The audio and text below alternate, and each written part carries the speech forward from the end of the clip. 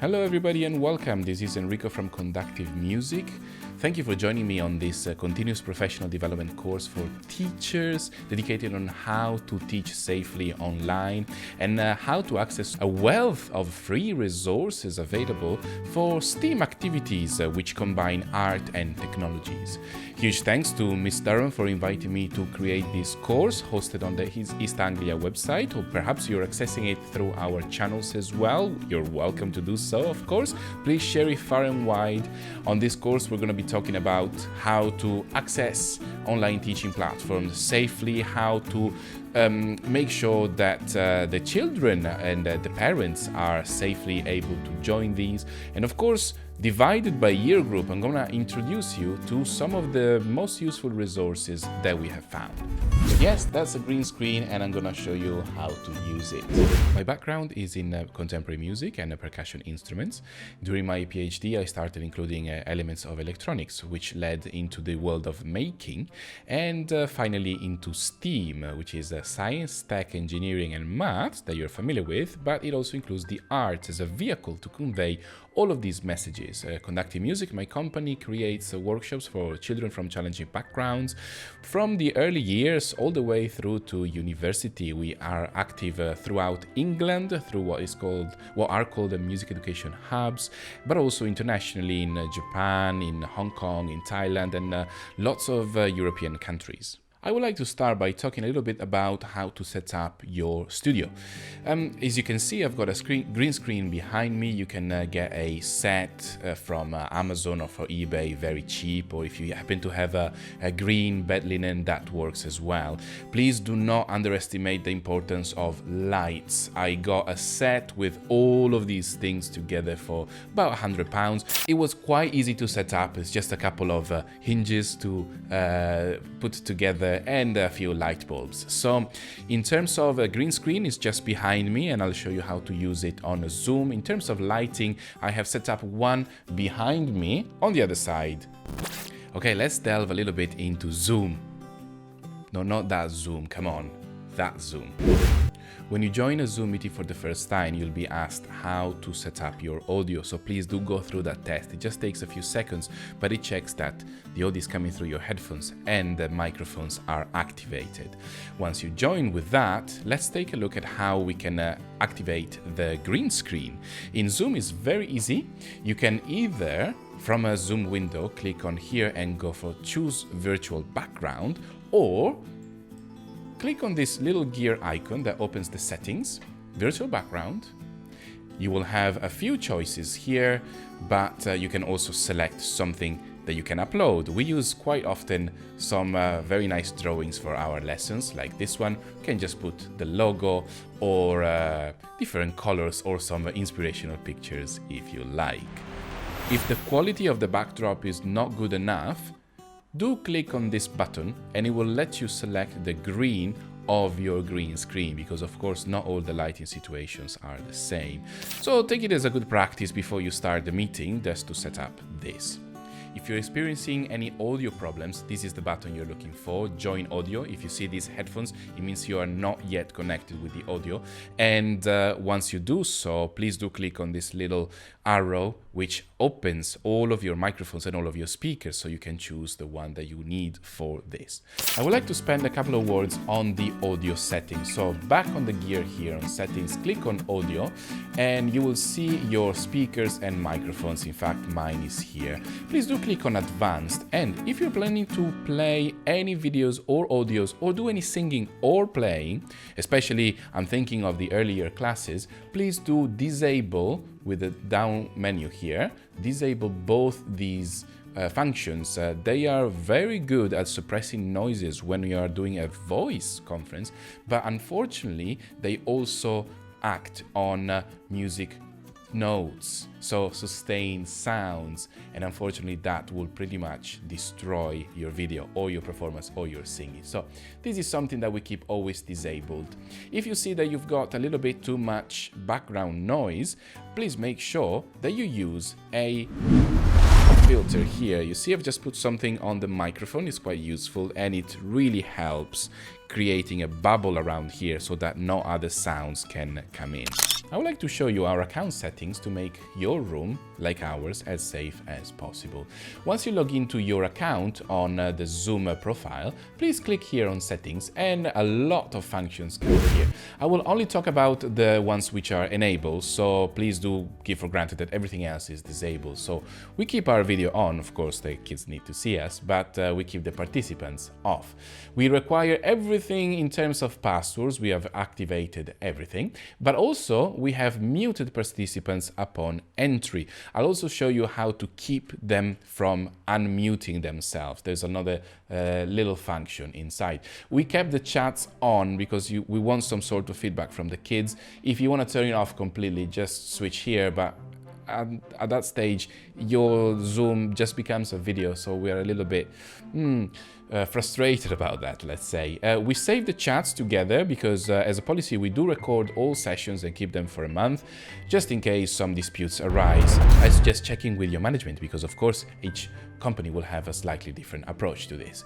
We really like to use this function here about the co-host. It means that two of us can manage the entire room, whether it's the breakout room, the chat or the share screens, or just, you know, help each other to teach at the same time. You could perhaps make your TA a co-host, and this is where you select it. Let's move to the screen sharing. We blocked participants to do that, so only the host can do it. That means also your co-host can do it, and I think that should be enough. We've disabled it for our users, unfortunately, and we allowed the non-verbal feedback, which are the simple icons like a thumb up or the clapping, or there's a little clock or a cup of coffee in case somebody is asking for a little break. There are security features. You can report participants to Zoom, so if somebody manages to break into your room, you can still report them with a big security icon. We like also the breakout room because in the case the class is a bit big, think of them as the tables in your classroom. You know, the orange table as opposed to the yellow table, and the red table is exactly the same. You can manage them, you can assign participants into room or just select them randomly to by number. Closed captioning is very interesting, especially if you are teaching lessons to non-English speakers or people whose first language is not English. You can use a third-party software to get your live captions. Now, this is quite okay, works quite well when we do the when we use the Google API. You can also, if you are recording these things, you can upload them later on. Up to you, do try. It really depends on your microphone, the quality of your feed, and of course you can also assign a person to do captioning, but that would probably be a quite challenging job.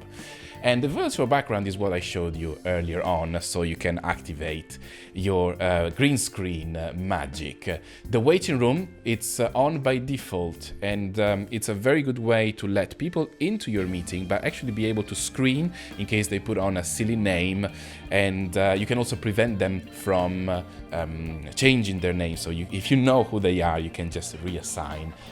There's a few email notifications in case you're doing lots of meetings. We don't really record on the cloud. We record locally on our computer and keep it on our hard drives. This is what is called a cold storage. So pretty much any storage which is not connected to the internet is probably the safest. Remember, if there is a way of encrypting it, there is a way of decrypting it. So any layer of security can be completely stripped off depending on how deep you want to go and how much time you want to spend and how good you are.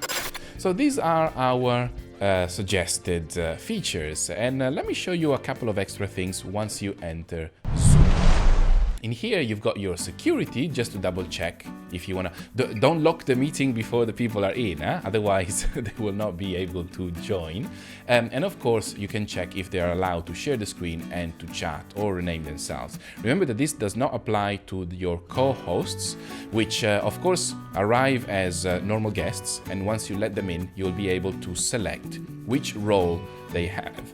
Let's say that you are handing over a session to a colleague. You can also make them host and leave the session, because if you are the host and leave, Zoom shuts down, but if you pass over the relay to somebody else, then they can take over so that people don't have to jump in and out of links all the time. One of the things I like to do is to check that the chat is only available towards me or my colleagues. So I'm just going to click here and going to say host only. This prevents users to send messages, private messages to each other, and of course helps a little bit more on the safeguarding side of things. One more thing, when you hit the share screen, once you are on a share screen setting, you remember this one from before, you can click on more, and if you haven't done so from the general settings in the account as we discussed earlier, here you can click and disable annotations for the attendees. What does that mean? That they are not able to draw on your screen, and obviously that's a great advantage. A lesson with multiple camera angles is obviously more engaging because you can change things and spice them up a little bit and be creative with your backgrounds and of course the shots that you might want to take. Now, if you've got some old cameras, please do not give up on them yet because there's lots of possibilities to make them work as a webcam. For example, I have used extensively my Handycam here, which is, I believe, some 10 or 12 years old. All I had to do is Google the model of the camera, use as a webcam. So whatever your camera is, Google it.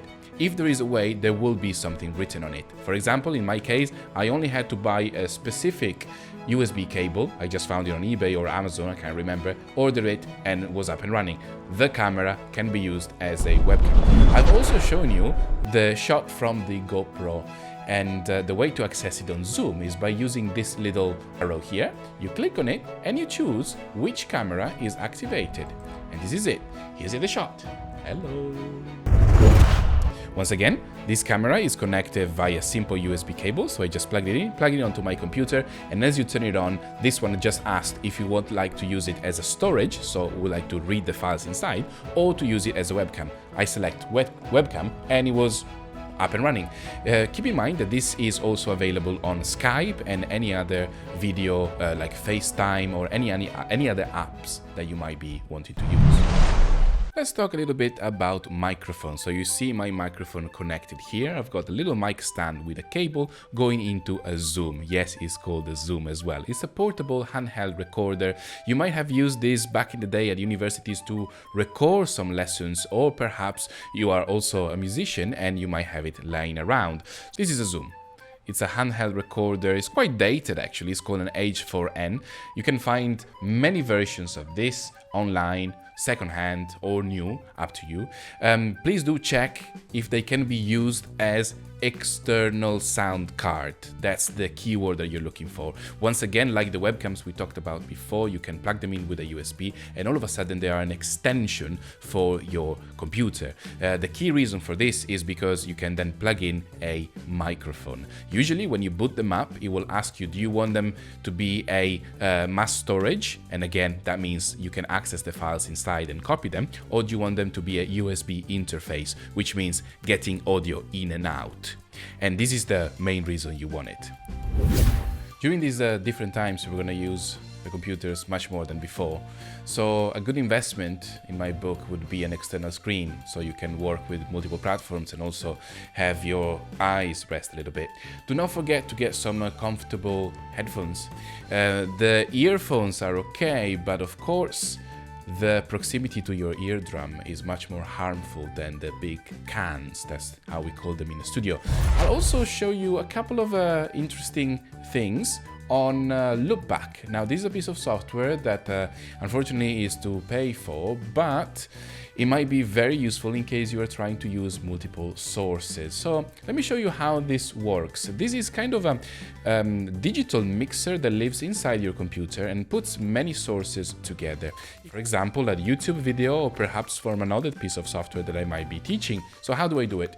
On the first column, there's 3 columns here on the interface. First one is where is the audio coming from? So I can add something. For example, if I want my microphone to come in, then I get here and it's on. I'm gonna shut it down now. This is where it's going through. You can, if you want to do a bit more advanced stuff, you can do 4, 8, 16 channels. And of course, when it comes to the monitor, it means like, what do you want to hear it from? And usually what I do is I select my built-in output, plug in my headphones, and everything comes through my ears. If you want to add more things, you can just select the application you are using, for example, Google Chrome or Media Player, or select more applications, and then you get your feed mixed together. If I show you the one I'm using at the moment, this is a music software. I sometimes have to use the built-in microphone. Nothing wrong with that, but of course the quality of the audio is much less interesting. Google Chrome, because of course we play a lot of videos and audios. You can see my H4n here connected, and of course QuickTime or Skype and any other app that you might be using. Once you are inside your Zoom, please make sure to select this name here, however you decide to call it. Mine is just called Loopback Audio, as a source. So it mixes all of your signals together. It's a good practice to record the meeting and listen back to it, make sure that all the levels are okay. Maybe it's me, but running a lesson with some background music is usually quite entertaining and perhaps helps conveying the message a little bit better. So the music we use for most of our tutorials is found here on the YouTube audio library, some royalty-free or at least just accredited database of music, where you can just select by genre, instrument, and so forth. Just make your own playlist, select it, and just play it back. Also choose to download it and play through from another app, for example like VLC or QuickTime. Let's try to use these different times in a creative way. Any skill that you learn during these times is never going to be thrown out, because as we head towards a much more digitized society, of course, knowing how to edit a video or to process audio a little bit better or to do a little bit of more tricks with streaming, that will certainly help. If it doesn't come in handy today, it will do tomorrow. In case you were wondering what software I'm using for recording this video, I'm using Ecamm, which is unfortunately a paid-for streaming software that also has a wonderful recording feature. You can create your scenes and shuffle between all of them using some close-ups, some green screen, some screen grabs. You can create everything you like. If you like to go down the free route, that's also possible. There is OBS.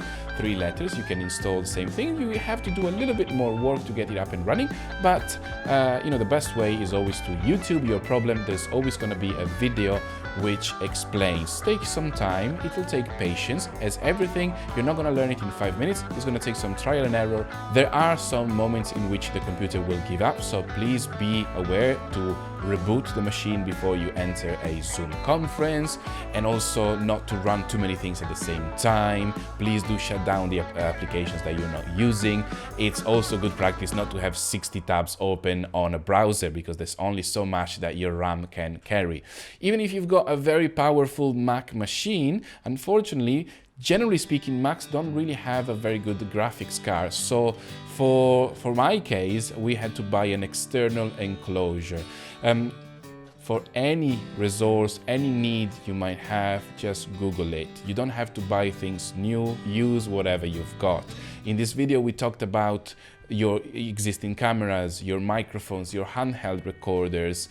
So please do try to leverage all of these before you go out and buy something new.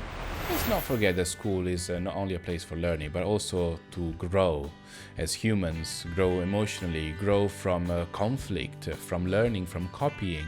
And of course, we keep in mind that these kids are now very isolated, and they need some time also to let off some steam. As a little token, at the end of each session, we unmute the mics for those who want to and let them say hello to each other. Thank you for joining me on this video, and I hope it was helpful. If you'd like to follow up with some extra resources on our YouTube channel, it's called Conductive Music, you'll find some videos divided by year group. Do get in contact if you like to know more about the live sessions, because we'll be streaming live in Zoom until the end of this academic year, so you're more than welcome to join. If you'd like to develop more your knowledge on any of the things that we have discussed, my first port of call would be to suggest YouTube.